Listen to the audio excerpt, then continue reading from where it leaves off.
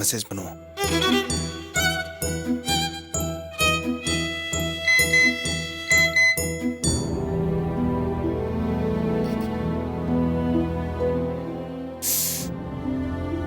ஐயோ, இன்னைக்கு செக்கப் போகணும்ல.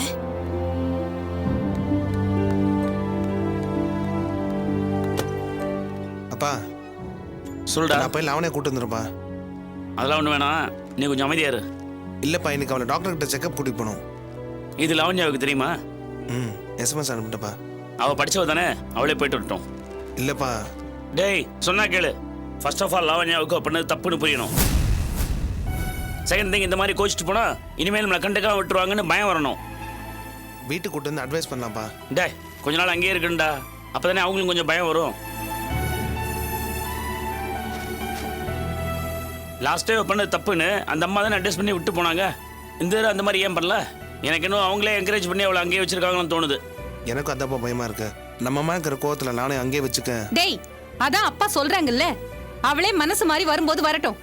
அவ இவ்வளவு அடமெண்டா பண்ண கொஞ்சம் கூட நினைச்சு பார்க்கலடா. எல்லாம் நாம கொடுத்த இடம் தாங்க. அவ உண்டா இருக்கான்னு நாமெல்லாம் சேர்ந்து தாங்கணும்ல. அதான் என்ன அடக்க யாருமே இல்லைன்னு வீம்பா போய் உட்காந்துட்டு இருக்கா. ப்ளீஸ்ப்பா, நம்ம சண்டையில வயிற்று இருக்கிற குழந்தைங்க எதுவும் ஆயிடக்கூடாது.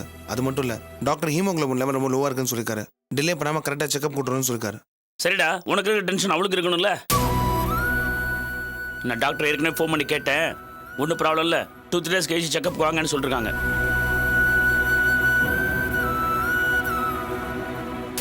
உன்னோட ஃபீலிங் எனக்கு புரியுதுடா. இந்த மாதிரி நேரத்தில் அவளை தனியாக விடக்கூடாது. நாம தான் கேர் எடுத்து கவனிச்சுக்கணும். ஆனால் என்ன பண்ணுறது, இதை புரிஞ்சுக்க மாட்டேங்கிறாளே.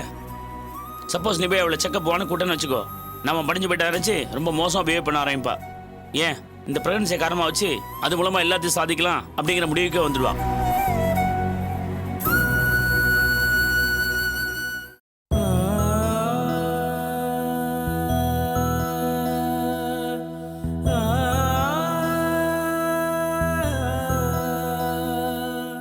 என்ன சார், நல்ல இடத்துல பொண்ணை கொடுத்தீங்க சார், இப்படி அவசரல காக்க வைப்பாங்க? என்ன பண்றது, பொண்ணை கொடுத்தா தலை குடிஞ்சு நின்று தானே ஆகணும். அட நீங்க வேற சார், நீங்க பொண்ணை தானே கொடுத்துருக்கீங்க, மான மரியாதை எல்லாம் கொடுக்கலையே. இந்த வயசான பாட்டிய இப்படி வெயில்ல குறை வச்சிருக்காங்களே அந்த அம்மா, ஊன்னு ஒரு வார்த்தை சொல்லுங்க சார். 4 காட்டு காட்டினா அந்த அம்மாவே எல்லாத்தையும் எடுத்து உள்ள வச்சிரும். ஐயோ, இந்த வார்த்தை அந்த அம்மா காதுல விழுந்தா இதையே ஒரு பெரிய பிரச்சனை ஆக்கிடுவாங்க. அதெல்லாம் ஒண்ணும் ஆகாது சார். அடி உதவுற மாதிரி அண்ணன் தம்பி உதவ மாட்டான்னு சும்மாவா சொல்லி வச்சிருக்காங்க. அடிச்சு பொருள் இறக்கி போடுங்க சார். இதனால உங்க பொண்ணுக்கு ஏதாவது பிரச்சனை ஆச்சுன்னா அதையும் அடிச்சே சரி பண்ணுவோம். திரும்ப திரும்ப அடிச்சா அந்த அம்மா திருந்திதானே ஆகணும். அந்த அம்மாவை அடிக்க முடியுமா முடியாதுன்னு தெரியல. ஆனா ஒண்ணு மட்டும் தெரிஞ்சிருச்சு, பொண்ணு கொடுத்தவங்க எல்லாம் உங்களை மாதிரி முரட்டுத்தனமா யோசிக்கிறவங்களா இருக்கணும். அப்பதான் பொண்ணோட வாழ்க்கை நல்லா இருக்கும். கரெக்டா சொன்னீங்க சார்.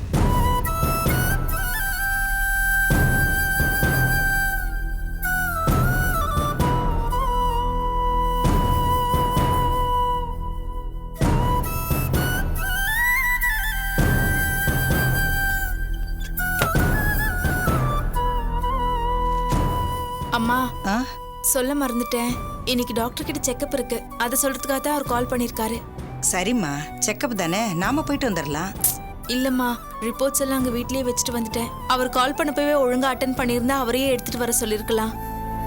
ஐயோ, ஃபோன் பண்ணியும் நான் எடுக்கலங்கிறது மாமியாருக்கு தெரிஞ்சதுன்னா குழந்தை விஷயத்துல கூட அக்கறை இல்லாம இருக்கான்னு அவங்க சின்ன விஷயத்த கூட பெருசாக்கிடுவாங்கம்மா. எதுக்கு இப்படி தேவையில்லாம பயப்படுற? உனக்கு அந்த டாக்டர் தெரியும்ல. ரிப்போர்ட்டை அம்மா வீட்டுக்கு வரும்போது மறந்து வச்சுட்டு வந்துட்டேன், இந்த ஒரு முறை மன்னிச்சுக்கங்கன்னு சொல்லி போய் செக்கப் பண்ணிட்டு வந்துடலாம். ஒன்னும் யோசிக்காத. சில பேர் 2-3 டாக்டர்கிட்ட எல்லாம் போய் செக்கப் பண்ணிக்கிறது இல்லையா? செங்கல்பட்டுல கொடுத்த பொண்ணு அம்மா வீட்டுக்கு வந்து இங்க செக்கப் பண்ணிக்கிறது இல்லையா? அது மாதிரி நினைச்சுக்கிட்டு வேற டாக்டர்கிட்ட போய் நம்ம செக்கப் பண்ணிட்டு வந்துருவோம். இல்லம்மா, ஒரே டாக்டர் பாக்குறது தான் நல்லது. நானே அவங்க கிட்ட பேசி சமாளிக்கிறேன். சரி, சீக்கிரம் கிளம்பு, நம்ம போயிட்டு வந்துடலாம். என்ன? ம்.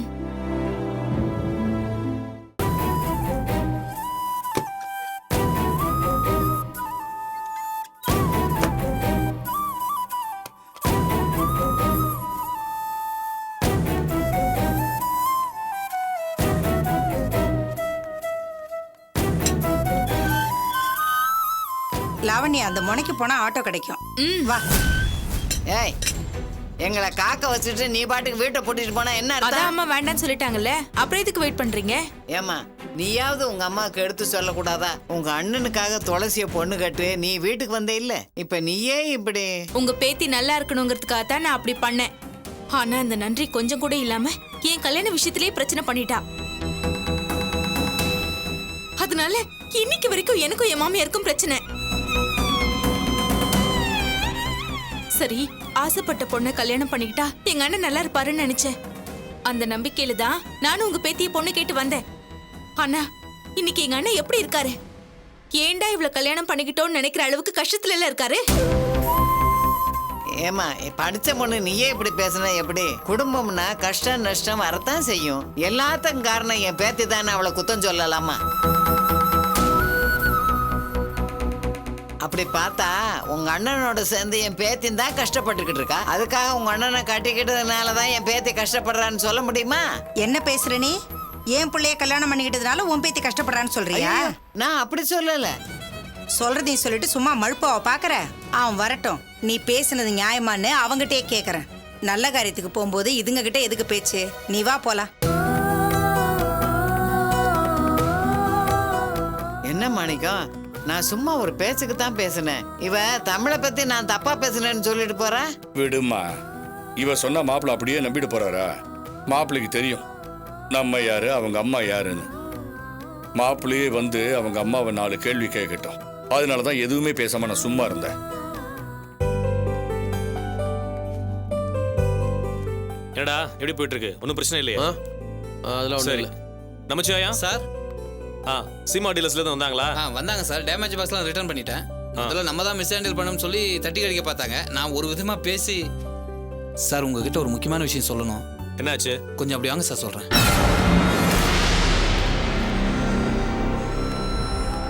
சார், காலையில நம்ம கடைக்கு 3 திருநங்கைகள் வந்தாங்க சார்.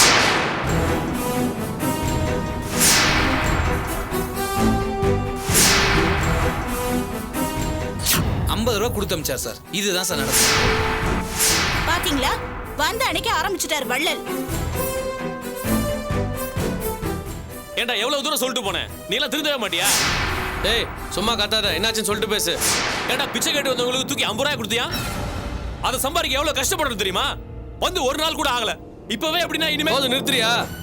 எவ்வளோ சேல்ஸ் இருக்குது, கல்லால் எவ்வளோ இருக்குதுன்னு கணக்கு போட்டு பாரு. கணக்கு டேலி எல்லாம் அப்புறம் என்ன கேளு.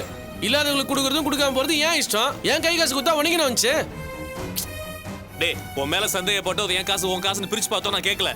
ஒவ்வொரு காசையும் நம்ம கஷ்டப்பட்டு தான் சம்பாதிக்கிறோம். அதை தேவையில்லாம வாரி இறக்காதுன்னு தான் சொல்றேன். சரி சரி, உன் நல்லது சொன்னா கூட புரிஞ்சுக்க மாட்டியே. நான் ஆடிட்டரை பார்க்க போனோம். கடையை பார்த்துக்க வரேன்.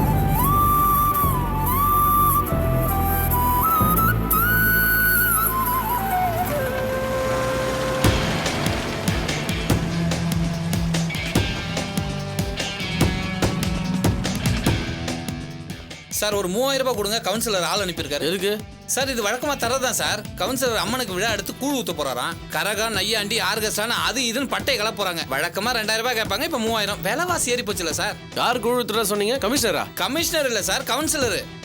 கவுன்சிலர் கூழ் ஊத்த போறாரா? அது அவர் சொந்த காசுல பண்ண சொல்லுங்க. நம்ம எதுக்காக தரணும்? ஐயோ சார், சொன்னா உங்களுக்கு புரியாது சார். சீக்கிரம் கொடுங்க சார். ஐயோ பாருங்க, டென்ஷன் ஆயிட்டாங்க. சீக்கிரம் கொடுங்க சார். முடியாது சார். ஏன் சார் முடியாது? ஐயோ சார், புரிஞ்சுக்கோங்க சார். நான் தர முடியாதுன்னு சொல்றேன்ல சார். உங்களுக்கு சொன்னா புரியாது. அவங்க கட்சிக்காரங்க பணம் தரலன்னா பின்னாடி பிரச்சனை ஆகும். ஏன் சார் இப்படி நடுக்குறீங்க? காலையில திருநங்கை சகோதரிகள் வரும்போது ஒழிச்சு சம்பாரி அப்படின்னு வீரவசனம் பேசுனீங்க. அதே நிலைக்கு இவங்க கிட்டயும் பாடிங்க சார். அவங்க வேற இவங்க வேற சார். இவங்க கட்சி ஆளுங்க சார். அதனாலதான் முடியாதுன்னு சொல்றேன். ஓனரோட தம்பி பணம் தர முடியாதுன்னு சொன்னாருன்னு சொல்லிட்டு வாங்க. போங்க போங்க சார்.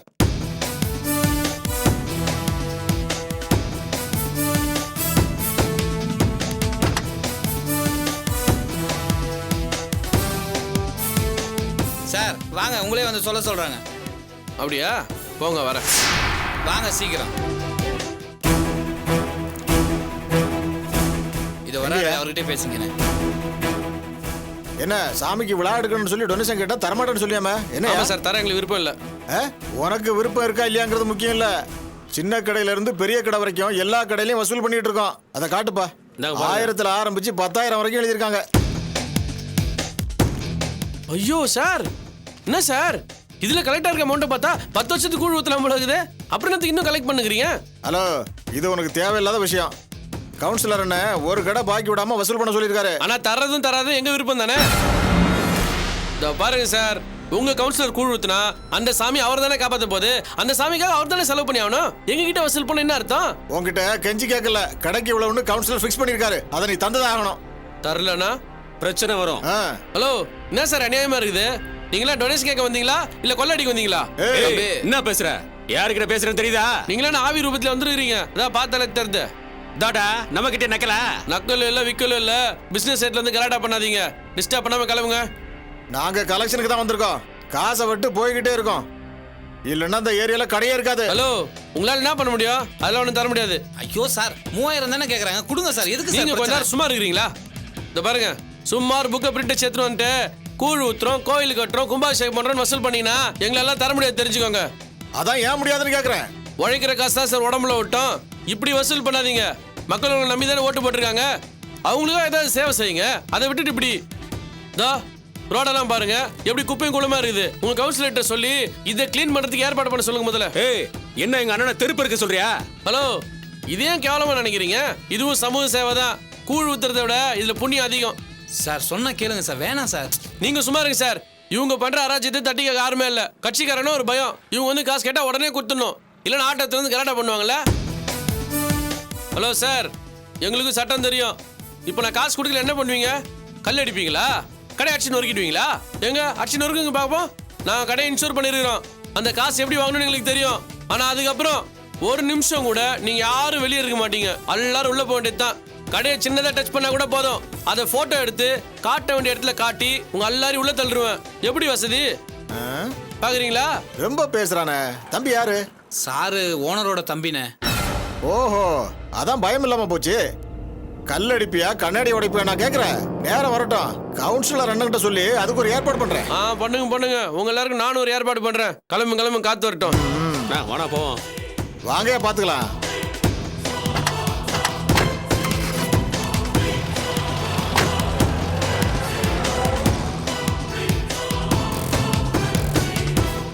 சார் சார் சார், உங்களை ஒன்று கேட்கலாமா?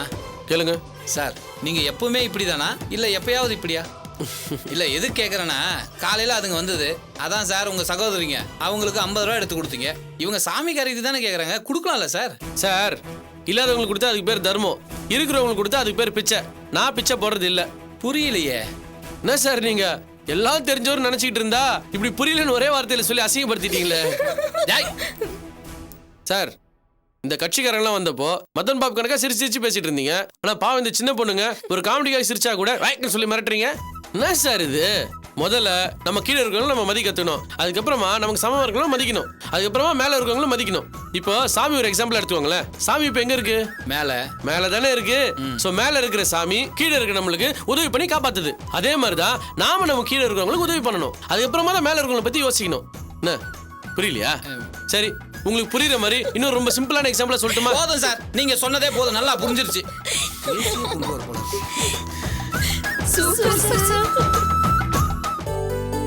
பிபி சுகர் எல்லாம் நார்மலா இருக்கு. தைரியமா போயிட்டு வாங்க. சரிங்க டாக்டர். வரேன் டாக்டர். வாங்க. Come in. உட்காருங்க. உங்களுக்கு என்ன பிரச்சனை? நீங்க தான் டாக்டர் பிரச்சனை. ஹலோ, உங்க உடம்புக்கு என்னன்னு கேட்டேன்.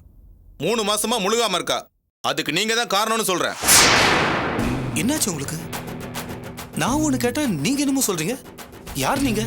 என்னங்க என்ன பார்த்தா யாருன்னு கேக்குறீங்க? ஐயோ தெய்வமே, நம்பி மோசம் போயிட்டேனே. கடவுளே, என் வாழ்க்கை இப்படியே ஆகணும். ஹலோ ஹலோ, இப்போ எதுக்காக அழறீங்க? கேட்டீங்களா அண்ணா? என்ன ராணி மாதிரி வச்சுப்பேன்னு ஆசை வார்த்தை சொன்னாரு. இப்ப யாருன்னு கேக்குறாரு. இந்த அநியாயத்தை கேட்க யாருமே இல்லையா? அழாதம்மா, அதான் நான் வந்திருக்கேன்ல, நான் கேட்கிறேன்.